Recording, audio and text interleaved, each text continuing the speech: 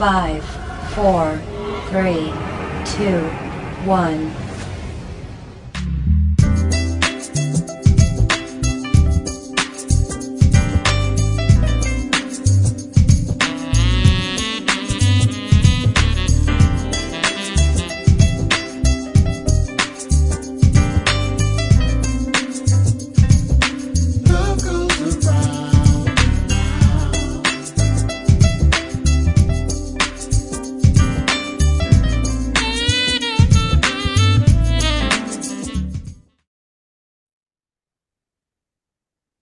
Welcome to Our Voices. This is the first interview of 2023.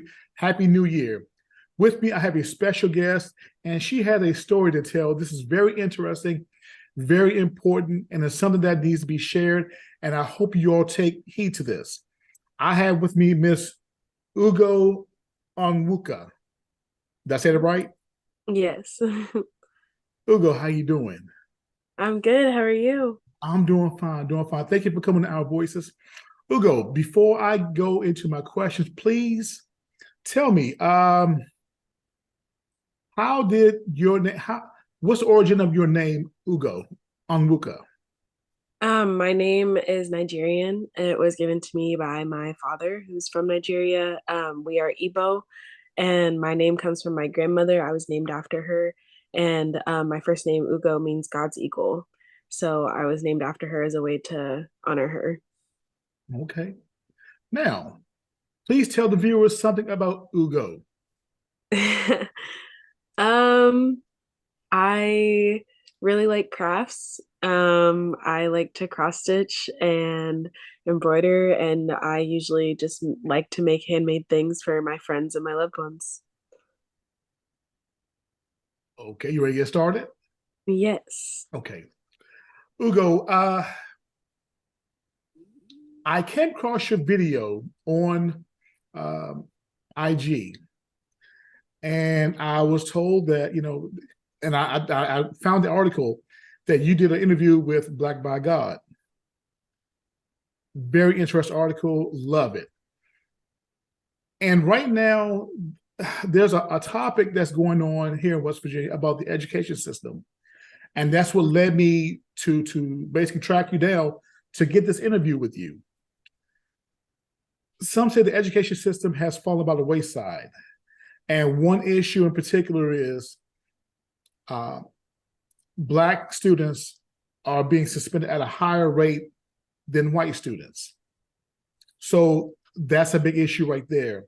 And my belief, I feel that it is another way of pre-Brown versus Board of Education. But in your case, you have a unique story to tell. And again, this is something I want you to share with folks.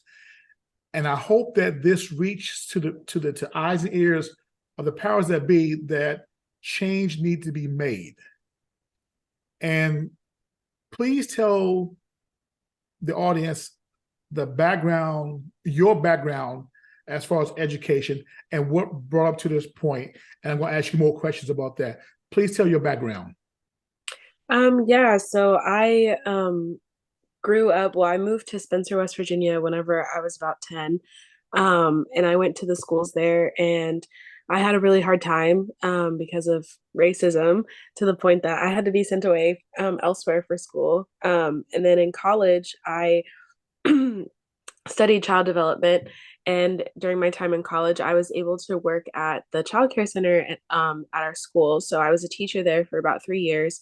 And on top of like my studies and just having the hands-on experience with the kids, like I was able to learn a lot about how to have like mature conversations with children, and how to have like those tough conversations with them, and how to communicate with them in a way that they understand. So when I graduated, I moved back home because I was supposed to move to Costa Rica to teach English. So I had spent most of my money paying for that trip. And so I just needed to come back and work. And I got my substitute teaching certification for West Virginia, where I started subbing in the schools. And the county that I live in doesn't have very many schools there. There's only about 5 or 6 schools. There's one high school. And in the process, lots of kids would ask me about my hair, because I would just do styles that were different from theirs and that they had never seen before. And also just my physical appearance, I looked different from most of the people that live in Spencer, West Virginia. So they were always very curious about me and how I presented myself. And in between my class sessions and stuff, like I would teach them about my hair. I would teach them about how to have those conversations, how to appropriately ask someone questions about their hair, how to, if they want to touch someone's hair, like should they just touch them, and how to go about that and setting boundaries and stuff. And in the process, I made TikToks about what I was teaching them because I thought it was really cool seeing the results that I was getting from them, as far as like them actually applying my teaching. Like most of the time, if I would tell them like, hey, please don't touch my hair without asking, moving forward, if I had changed my hair and they really thought it was cool, like I would come into school and they would ask me, they would be like, hey, Miss Ugo, can I touch your hair? I really want to know what it feels like. And so I was like actively seeing how my lessons were changing the way that they were behaving, but in a more positive manner.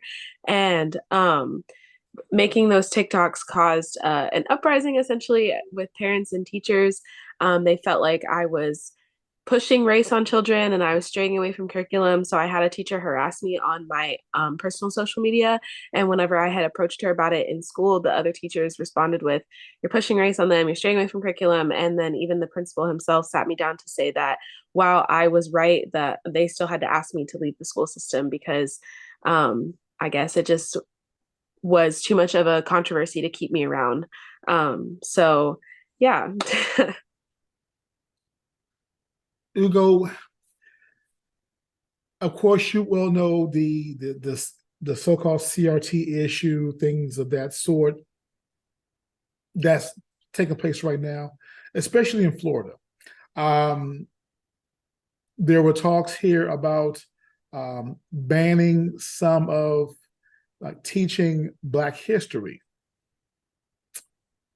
Tell me, what are your thoughts on that?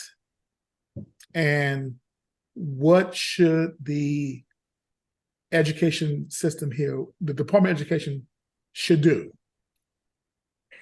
I think it's very ignorant to move that way, because part of the problem that I experienced was that people got offended that I was calling them racist, that I was calling them ignorant, that I was like giving them labels like conservative. But then you had someone who was willing to do the work of like trying to teach kids how to be respectful and break down those ignorant stereotypes, and then they still push them out. So it's like they can't have it both ways. You can't say that you're not racist, but then you do all of the things that people who are racist would do, as far as like pushing away the education, pushing away the because that's how you learn, is like by having education. And I think it's ignorant also because I don't feel like a lot of people actually know what CRT actually is. Like I feel like they hear it and they get scared, like it's some sort of indoctrination, like we're trying to like make people think that like Black people are somehow superior, when it's really just like we're trying to just get everyone onto an equal playing field. And like they saw what I was doing as like CRT, I guess, when it was really just like these were just natural conversations that were happening in the mornings, in between like classes, at meals, at like after school. So it wasn't like it actively took away from anything else that I was teaching them. It was just being added onto it. And like so I just think it's very um I think West Virginia, the like politics do really good on operating like on weaponizing poverty and like illiteracy against the people, because there are really high rates of poverty and illiteracy in West Virginia. And I think that by using like certain language like CRT and stuff, it like scares people. And because they don't actually know what it is, haven't really been exposed to it, or haven't had the means to be exposed to it, they get fearful and they think that someone's trying to somehow take away like their autonomy, when it's really just about creating a safer space for everyone to have their own autonomy.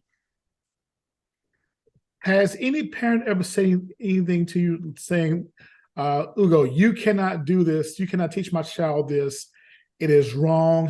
Has any parent say anything to you like that? No, I did not receive anything from parents, teachers, like students, even that I was making anyone uncomfortable, that I was like behaving in any type of way inappropriately. It wasn't until I confronted the teacher that they sat me down to say like, hey, this is what's going on. But I had kind of like peeped that something was wrong because the way that the system worked in my county, at least, is I would receive calls saying like, there's this job available for this date. You'd be subbing for this person, and then I could either accept or deny it. I had a few jobs lined up for the rest of the week and for the following week, and on the same night, every single one of those calls, like I got calls saying that those jobs had been canceled from me. And then I wasn't receiving any more calls about like new positions available. And I could even just kind of feel when I would go into the schools, like I would try to ask the teachers for more, like, where can I get more lunch sheets, or where can I find this, or where's that at, or where am I supposed to take them for this period? And it was just lots of cold shoulders or lots of like unwilling to help me, and not everyone was like that. And then when I started more publicly speaking out about what had happened and I started making my TikToks, like I did have some parents like comment on there like, my kids loved you, like they really enjoyed having you for their teacher. So I was more so receiving positive comments from parents whenever like I did when I was speaking up on my social media pages, but nobody in general, like aside from parents, like had approached me to say anything negative about anything that I was doing. As a substitute teacher, what grades were you teaching? What grades did you cover? I covered all of them. I was covering pre-K through seniors and even special education. So every student that you have touched upon, or say that you have interacted with, to um, to talk to them about race and culture, has there been any students that was kind of resistant and say, you know what, that's not me. Well, I don't like that. There was like one instance, I mean, this wasn't more so about race, as far as like sexuality. And I think the message that other people took away from like because I also made a TikTok about this instance as well, or this interaction, and I think the message that other people took from it was that I was somehow trying to push sexuality on children, when it was really I had heard a kid using gay as an insult, and I had corrected him and I was saying like, you should not use that as an insult, especially if you have peers that identify that way, like you're implying something that isn't true, and that's not fair to them. And like I think I made that kid uncomfortable because I could tell from his body language and he wasn't really trying to listen to me, and like that kind of thing. But I other than that one instance, I haven't really had anything. There was one time at the high school, there it was Spirit Week, and a kid asked if I was supposed to be Rosa Parks. And I asked him, I was like, is like, why do you think that? Like, why do you think that? And I just kept saying, like, why do you think that? And he just kept saying, like, well, you just look like her. You just look like her. And so then I was finally like, is it because I'm black? And he was like, no, like, I could never say that. Like, no, I would never say that. And I was like, well, I'm just saying, like, when you say that I look like her, that's the connection that's being built in my head. So you just need to be very careful about saying those kinds of things. And like I had walked away, and I had that kid later for class, and the very first thing he did whenever he came into the classroom was apologize to me. And he said, I'm really sorry. Like I understand now, like why that wasn't appropriate. And so like I had an instance where one kid was like extremely uncomfortable and not really willing to learn, and then another kid where like he was uncomfortable, but then he came back and realized like why that was upsetting for me and why that wasn't appropriate. Ugo, it sounds like, as a whole, West Virginia is behind the times. But in other cases, it seems like this generation is willing to move forward. Tell me what of all that you've experienced in the Roane County school system, give me an example that really just hurt you the most. Because again, you went to school, you got your degree, you got your teacher certificate because again, you want to make a change in a young person's life. You want to make a change in your community. What's the one story that really just crushed you, that hurt your feelings? And I'll give you some time to think about that. Well, at one of the middle schools, they did not have a science teacher at all. And so West Virginia also has a substitute, like a teaching shortage, like a teacher shortage. And it's very present like in my county because they didn't have a science teacher at all at this middle school. And so they were asking me to step in, and it was for science, and it just is not a subject that I'm very like natural at, very good at. And so and part of the problem was that whenever I was in there is like a lot of the kids had expressed that they didn't really learn anything the year before. So I was sometimes whenever I was trying to teach them whatever lesson for that day, they didn't even understand. They didn't have the correct background to be able to do that lesson. So then I would have to backtrack and teach them everything that they missed on top of whatever current lessons I was given. And excuse me. And so like I was doing this on my own. I didn't really have like any other like teacher support necessarily to lean on because I didn't major in education, so I didn't make lesson plans. I didn't learn how to do that aspect of teaching. That wasn't part of like my curriculum. And so I was kind of just making it up as I went along. And a lot of those kids like really grew really attached to me and stuff. And the very first day at that school specifically, like I had a Black girl come up to me and she just started thanking me for being there because she was like, you don't know how happy I am that you're here. The racism here is so bad. Like the bullying here is so bad. She's told me about how like kids have said the N word with the hard R in front of teachers, and the teachers don't do anything, that they also kind of laugh it off. And at that school, that was the school that I was bullied by a teacher to where I had to leave. And that teacher actually became head teacher. And there was a day, it was a Friday, and the day before they had like some events at the school. So it had kind of just thrown off everyone's schedule for the rest of the week. And that Friday, it's like towards the end of the day, my kids were really wanting to go just sit outside. And I was like, okay, that's fine with me. You know, we're caught up on our lessons. Like, we can just go sit outside. And they went back inside to get a ball from this other teacher so that they could play. And then she came out and just started immediately like screaming at me. And she was like, why aren't your kids inside right now? Like, you need to be teaching them science, like, da da da. And just was not trying to like have a conversation, like, and it's the teacher who bullied me whenever I grew up and who like was the head teacher. And like kids would come into my classroom in between class periods and in the mornings and talk about how scared they felt at school and how they hated coming to school, how I was their favorite teacher because they felt so much safer with me, how like they just didn't like that they weren't allowed to be kids, like they felt they were scared to make mistakes. And so after that instance with that specific teacher, like I left that school and I didn't go back to teaching at that school because it just was not going to be worth it, essentially, for me anyways, because I didn't have any like staff support on my end to like be able to get me through it. And but it was just really heartbreaking, I think, overall, just to hear like how scared all of these kids are to come to school and how like they can't even be themselves at school because some of these teachers are genuinely on a power trip. And like it's when you look at West Virginia, the poverty rates are so high. We have a lot of food deserts as well. It's like sometimes for school like is the safest place for some kids. Like this is the only place they're going to get to eat. This is the only place they're going to get to see their friends. This is the only place they're going to be able to have fun or have a break from like their home lives. Like why are we making it just as hard on them at school as it might be at home? And I think that that was like the hardest part, is like just hearing all of their stories about how they've been mistreated by their teachers and stuff for very like small things. And it's ridiculous, it feels like. Ugo, have you expressed your frustration to the school board?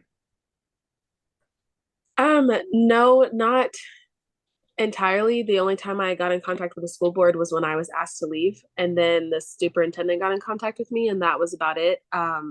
But I was just having really high levels of distress that I wasn't sure what to do or didn't know how to do it, and also again just didn't have anyone guiding me or supporting me. So after I was asked to leave, I kind of just left it there. Um, your family, how did they take the news that you were basically being forced out? Um, I am actually just not in contact with my family right now. Um, when I left, I kind of just left everybody, but yeah, so I'm not entirely sure. Okay. So what is next for Ugo? I don't know. I've been trying to figure that out. I am not sure if I want to go back into teaching. I've been thinking about it recently just because I really do love children and I think that they're really fun and I have a lot of fun being around kids. And so I've been trying to figure out if I want to go back and maybe apply to be a substitute teacher where I'm at now, or even just looking at ways that I can be with kids and work with kids in a capacity that isn't necessarily teaching. But otherwise, like I'm just kind of resting and hanging out. And like I've mentioned before, I was supposed to go to Costa Rica to teach. And since I did pay all of my program fees for that, my program was able to let me to push back my trip. So I'm scheduled to go in July now instead. So I'm kind of just working and saving up and trying to figure out what to do in the meantime.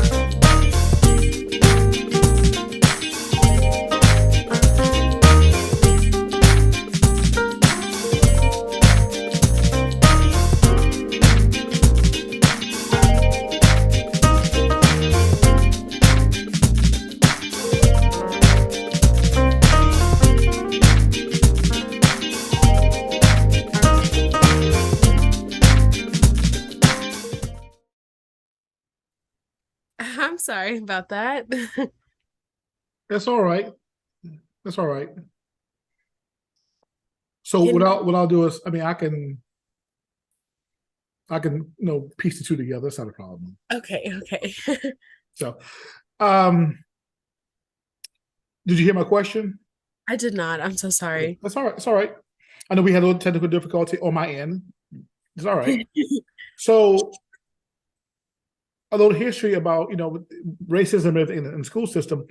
Dallas Cowboys owner Jerry Jones was seen in a picture when he was 14 years old about um, integration in the school system back in Arkansas, and it seems like we're not heading into that direction. Do you? I mean, do you feel that West Virginia is trying to take a turn for the better? Do you feel that the school system here is starting to become more diverse? I think it's like it is becoming more diverse, but there are like too many people that are there that have been there that are stuck in their ways.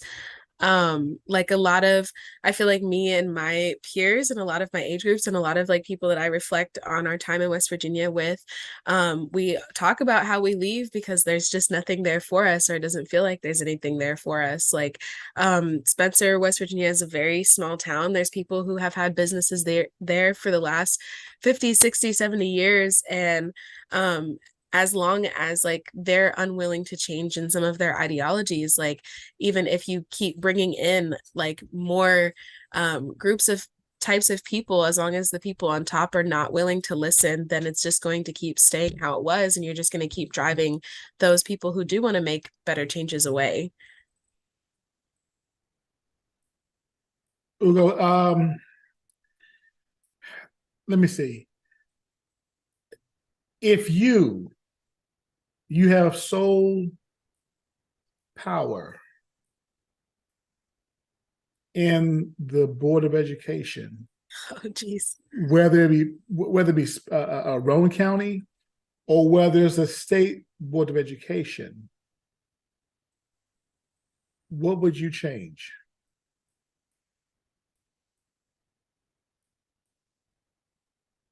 Um, I think I would change the way we approach education to begin with. Um, How? and I think I would make it more like actually about the children. Because I feel like we have fit schools to fit what adults need and not what kids need. As far as like even the hours, like schools run kind of like on business hours because that's when adults are busy and at work and stuff like that. And but just the way we run classrooms, like to me, like a classroom shouldn't just be having kids sit down and being lectured for 30, 45 minutes to an hour every day. I think that I would, and this is kind of how I was running my classrooms as a substitute, is like listening to what the kids want to do and trying to make that happen, like within reason, of course. But letting them, like just having a democratic classroom, essentially letting them make the choices about what they want to learn, how they want to learn it, and like how we can create a classroom space that is inviting and welcoming. And of course, like as the teacher, you have to have limits and boundaries in that and set those boundaries. But I think kids are more motivated to learn whenever their learning environment reflects the things that they're interested in. So if we had more, you can still do your math and your reading and your English and your science, but you can do it in a way that meets every child's needs rather than just this standard way, and saying that if you can't fit this standard way, then you're somehow not smart or you're unintelligent or you're not good at it. When it's just like we all have different intelligences, we all have different things that we're good at and that we're going to specialize in growing up. So it's like, why put so much pressure on an art kid for not being good at math, or a science kid for not being so good at like reading or whatever it is. And when it's like we can use those skills to figure out like how we can help those children in those areas, and then we can figure out how we can give them the baseline of what they might need in other areas. Ugo, do you believe in holding a child back in a grade? I don't know. um I don't know. Because I just I feel like it hurts them more like socially per se than maybe it would like academically. Um, because I feel like even if you might be struggling in a course, like maybe it wasn't that you're bad at it, maybe it was just that you had some things going on that year, or outside factors that influenced your ability to perform well in school. And I feel like if a kid gets held back, it kind of puts a spotlight on them, for the peers that left them to say like, look at that kid, like he wasn't smart enough to move up with us. But then also for the peers coming in of like, wow, we have this other person. And I feel like it puts them in a position to be kind of like an oddball out, because now you're a little bit older, you might be a little bit more physically stronger than your peers, and like you just might developmentally not be on the same page as them. And so I feel like by doing that, it would probably create a lot of frustrations that might cause them to again not perform that well in school. And so I feel like if we notice that kids are struggling throughout the year, there need to be more like proactive ways to like spot that out and to find ways to support them when it's happening, rather than waiting until like the very end to give them whatever help they might need.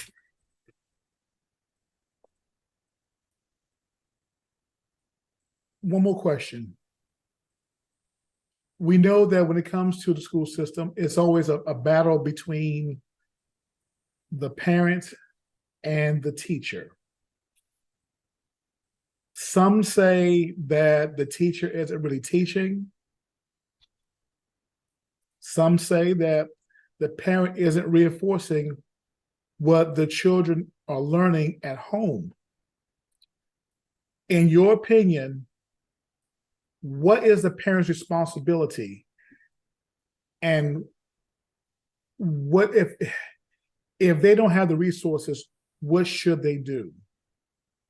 Because here's the thing, because again, a lot of times parents want to put everything on the teacher. And we both know that there's just a limited time in a day that a teacher can teach a certain subject to that child. What can the parent do in your opinion? Um, I think that honesty with teachers is always like the best policy, because school is more than just about academics. Your kids go there to be with their friend groups and they play, and that's where like they develop relationships and social skills and experience bullying or discrimination or relationships, like that kind of stuff. Like school is essentially like the breeding ground for a lot of those monumental experiences in your adolescence, especially.